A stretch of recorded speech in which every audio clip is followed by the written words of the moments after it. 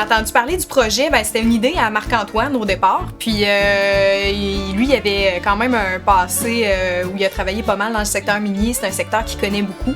On va expliquer, des bouts historiques, mais également tout le processus de développement de l'industrie minérale, de l'exploration grassroots à la construction de la mine, la mise en valeur, la construction, la fermeture de la mine. Donc, on trace un portrait du processus. Donc, à la base, il y avait vraiment un volet qui était plus historique, plus une mémoire.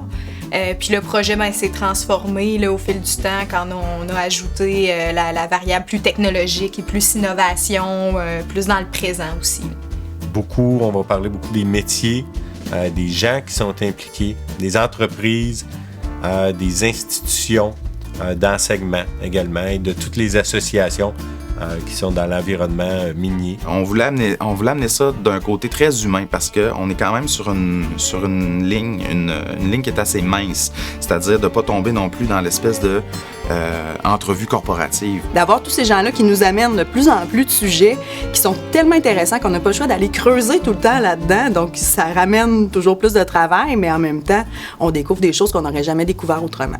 On va y aller sous forme de témoignages. On veut faire parler les gens qui connaissent ça pour qu'ils nous vulgarisent ça, pour qu'on puisse comprendre après ce que ça peut être l'industrie minérale. On a saisi l'occasion là, de parler de nous, parler de l'industrie minérale de façon positive, mais transparente. On a fait des rencontres avec des gens qui sont mineurs traditionnels. On a rencontré leurs conjointes, les enfants, de mettre ça en perspective aussi.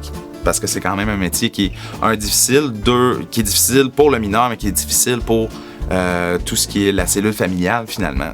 Tous ces gens-là qui forment le milieu de la filière minérale, c'est des gens vraiment motivés, des gens passionnés. Il y a déjà une volonté de l'industrie aussi, de faire connaître leur réalité, puis d'avoir une discussion avec le grand public.